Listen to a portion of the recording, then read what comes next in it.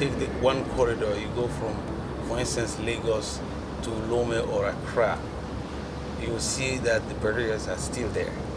Why are they there? Most of the time you don't know. Who has put them there? Most of the time nobody can tell you. But if my guess is right, I believe that these barriers are always there, are still there because of security problems.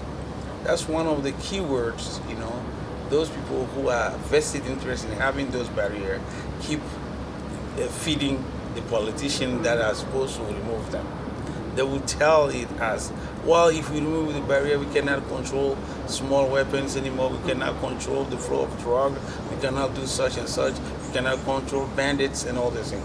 And that the politician who is sitting in his office don't want to hear. They will just tell him, hey, listen, do something about it. And do something about it, it's like giving me a kitties to go put those barriers back.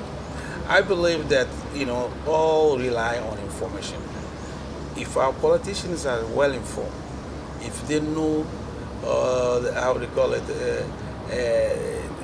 what if they could get by having free movement of good, I think they'll do it. They will emphasize it, and they will put a good deal of emphasis on it.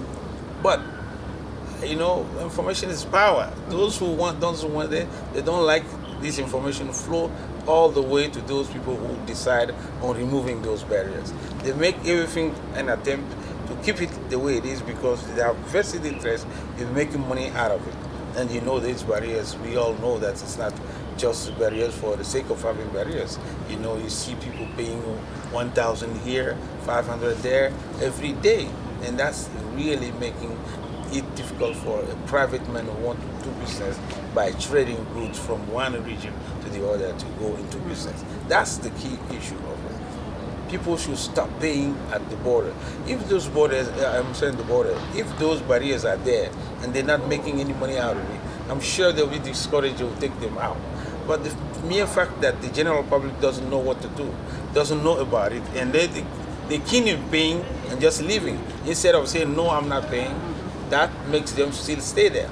It's a situation that can and will get better now as private sector, public sector, and civil society start working together to raise the awareness of what's legal, what's illegal, what needs to happen, what's required to cross borders, what's required to move things, and what's really not required, what's an informal barrier that somebody is setting up.